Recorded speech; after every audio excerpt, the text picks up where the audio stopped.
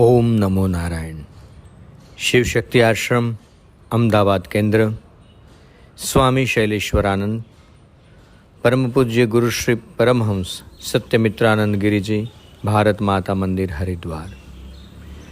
આશ્રમના ભક્ત પરિવારમાં માણસાઈના દીવા અને આધ્યાત્મિક જ્યોત જગાવતી સંકલિત વ્યાખ્યાન માળા.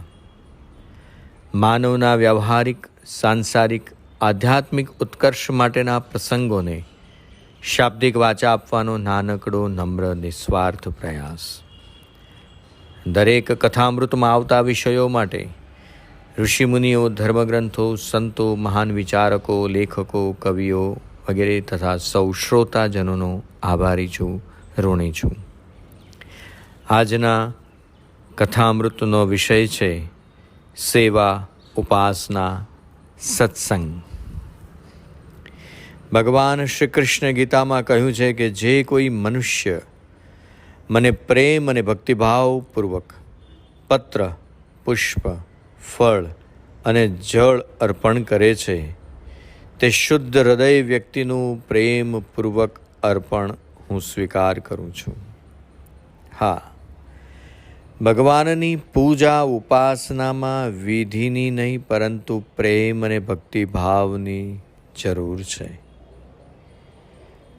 મનુષ્યને અનાયાસે મળેલી જે કાંઈ વસ્તુ તે પ્રેમપૂર્વક ભગવાનને અર્પણ કરે છે તો ભગવાન તેનો ચોક્કસ સ્વીકાર કરે છે. દ્રૌપદી પાસેથી પાંદડું લઈ ભગવાને ખાઈ લીધું અને ત્રિલોકીને તૃપ્ત કરી લીધા હતા.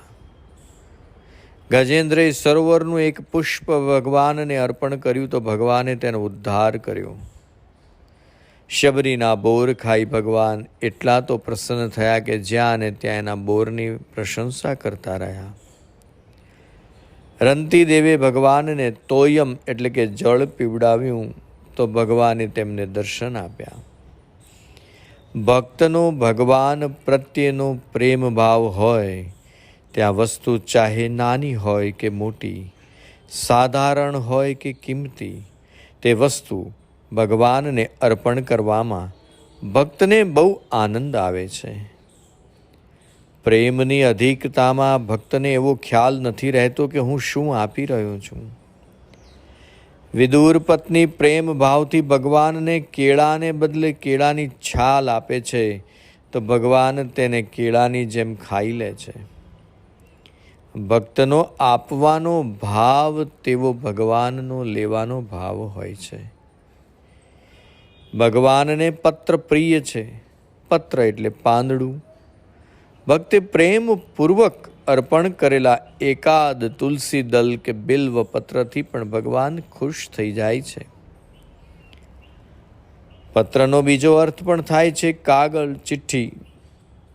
ભગવાનને આપણે પત્ર લખીને જણાવીએ કે ભગવાન, હું સર્વથા સુખી છું, તારી પાસે મારી કોઈ માગણી નથી.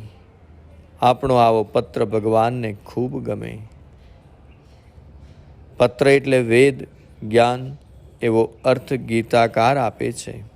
અર્થાત ભગવાનને આપણે જે કાંઈ અર્પણ કરીએ તે વેદ જ્ઞાનપૂર્વક અને જ્ઞાન સમજપૂર્વક અપાય તે જરૂરી છે. આમ મનુષ્ય પોતાનું જીવન પાંદડા જેવું એવરગ્રીન બનાવવું જોઈએ. ભગવાનને પુષ્પો ગમે છે. પુષ્પોમાં રંગ, સુગંધ, માર્દવ, દ્રુપ અને આકાર છે. સવારે ખીલીને સાંજે કરમાઈ જતા પુષ્પો જગતને સુગંધની દક્ષિણા આપે છે. તેમની ઉદારતા કેવી છે! એક ચિંતકના શબ્દો છે, પોતાની સુગંધનું વજન ન ઉચકી શકતા પુષ્પો સુગંધને પ્રસારી દે છે હવામાં. પુષ્પો ભગવાનની કૃતિનું માન છે. ભગવાનની કૃતિનું જ્ઞાન છે. ભગવાનની પ્રાપ્તિનો માર્ગ પુષ્પો જ બતાવી શકે છે. કવિ સુંદરમે તો ગાયું છે, હું પુષ્પ થઈ આવીશ તારી પાસમાં. આપણે પણ સત્કર્મની સુવાસ ફેલાવતું જીવન પુષ્પ ખીલાવીને પ્રભુને અર્પણ કરીએ તો તેમને કેટલો આનંદ થશે. ભગવાનને ફળો પણ ગમે છે.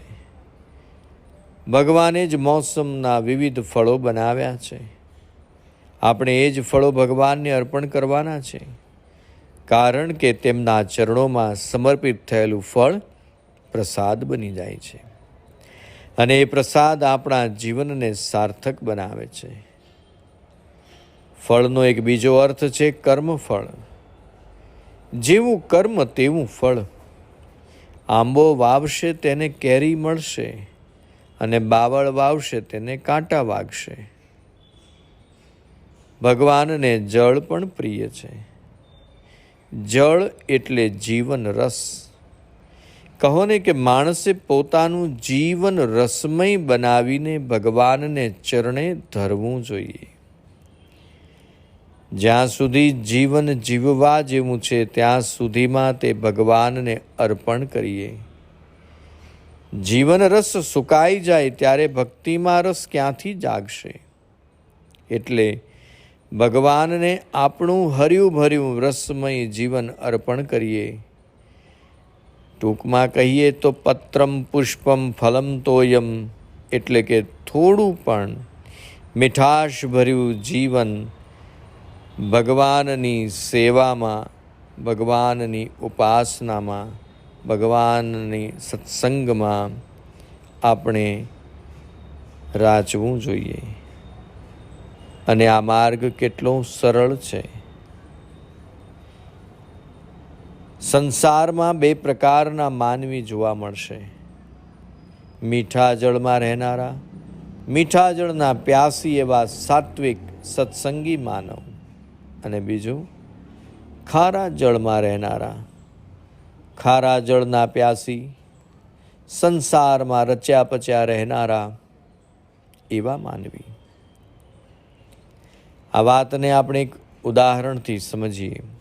બે ભાઈબંધ, એક વેપારી અને બીજો સત્સંગી.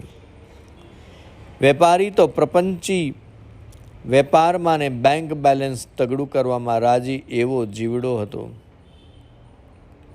બીજો હતો સત્સંગી. વિવેકપૂર્વક સંસાર વ્યવહારની ફરજો બજાવી સાત્વિક જીવનથી જીવન જીવી સત્સંગના આધારે મુખ્ય ગણનારો એવો મીઠા જળનો પ્યાસી હતો. એક દિવસ આ બંને ભાઈબંધો ભેગા મળ્યા. વેપારીએ પૂછ્યું, મિત્ર, આ તમે સત્સંગમાં જાઓ છો તો મને કહો, મહિના પહેલા તમે શો સત્સંગ કર્યો હતો? સત્સંગી મિત્રે સચ્ચાઈથી કહ્યું, મને યાદ નથી. વેપારીએ મરક મરક હસતા મશ્કરી કરતા કહ્યું, અઠવાડિયા પહેલાનો સત્સંગ? અરે, ગઈકાલનો સત્સંગ શો હતો, યાદ છે? સત્સંગી મિત્રે કહ્યું કે ના, ખરેખર યાદ નથી. પેલો વેપારી બોલ્યો, અલ્યા, તો પછી શું ધૂળ તું સત્સંગ સાંભળે છે? થોડી વારે સત્સંગી મિત્રે પૂછ્યું, દોસ્ત, એક વાત પૂછું? મહિના પહેલા તારી પત્નીએ તને શું ખવડાવ્યું હતું? પેલા વેપારી માથું ખંજવાળતા કહે છે કે મને તો યાદ નથી. સત્સંગી મિત્રે પૂછ્યું કે અઠવાડિયા પહેલા, 2 દિવસ પહેલાનું યાદ હોય તો તે કહે. વેપારીએ વિલે મોઢે કહ્યું કે 2 દિવસ પહેલાનું નહીં, મને તો સવારે શું ખાધું તે પણ યાદ નથી. સત્સંગીએ શાંતિથી કહ્યું કે કાંઈ વાંધો નથી, પણ શરીરે તો તું તાજો માજો તગડો થયો છે ને? વેપારી હસતા હસતા બોલે છે, હાસ તો જો, હું તો કેવો વૃષ્ટપૃષ્ટ થયો છું. શાંતિથી પેલા સત્સંગી મિત્રે કહ્યું કે મિત્ર, તું જેમ શરીરથી પુષ્ટ થયો એમ હું સત્સંગ દ્વારા હૃદય અને મનથી પુષ્ટ થયો છું. તારી દ્રષ્ટિ સંસારમાં છે, તેથી તું હૃદય મનથી હું કેવો પુષ્ટ થયો છું તે તું દેખી શકતો નથી. વેપારી ચૂપ થઈ ગયો. સંસારમાં ગળાડૂબ રહી પૈસાથી, સ્વાર્થથી, બધી બાબતમાં ભૌતિક સંપત્તિ જોનારા અંધને તન મનને પુષ્ટ કરતા સત્સંગની ખબર ક્યાંથી પડશે? સંસારમાં રચ્યા પચ્યા રહેનાર સાચા સત્સંગીને પાછો પાડવા અને હતોત્સાહ કરવામાં પાવરદા હોય છે. પણ સત્સંગી સંતને રસ્તે સતને આધારે હોય છે, તેથી તેને કોઈ અટકાવી શકતું નથી. મન હૃદય સાત્વિકતાથી પુષ્ટ બને તો માનવ કહેવાય. તેનો ખ્યાલ તો સાચા સત્સંગીને જ આવે. સત્સંગથી એની જીવન દ્રષ્ટિ બદલાઈ જાય, એના આચાર વિચાર બદલાઈ જાય, એને શાંતિ, સમજ, સંતોષ, સદવિવેકનો ભંડાર મળી જાય. એનો માહેલો આનંદ સાગર, શાંતિનો સાગર બની જાય. સત્સંગી જગત વ્યવહાર તો કરતો હોય, પણ વિશિષ્ટ સમજ સાથે. મન હૃદયે સાત્વિકતાથી પુષ્ટ બનાવી સત્સંગી સાચા અર્થમાં જીવન જીવતો હોય છે. તે સમજે છે કે મારે જગતને નહીં, જગદીશ્વરને ભજવાના છે. સાચો સત્સંગ વધવાથી સંસાર સુધરે છે, માયાનું આવરણ તૂટે છે. સાચો સત્સંગ દુઃખ પ્રારબ્ધને હસતા હસતા સહન કરવાની શક્તિ આપનારું ઔષધ છે. પાયો જી મેને રામ રતન ધન પાયો, વસ્તુ અમૂલક દી મેરે સદગુરુ, હરિ કૃપા સે પાયો. સાચો સત્સંગ સૂર્ય સમાન હોય છે, જે સદાય પ્રકાશિત રહે છે. સાચો સત્સંગ પ્રારંભમાં સાચા જિજ્ઞાસુને ઝરણાની માફક વહેતો કરે છે અને પછી સરિતાની માફક બનાવે છે અને પછી મહાસાગરની માફક બનાવી વામનમાંથી વિરાટ બનાવે છે. અસ્તુ શુભમ ભવતુ.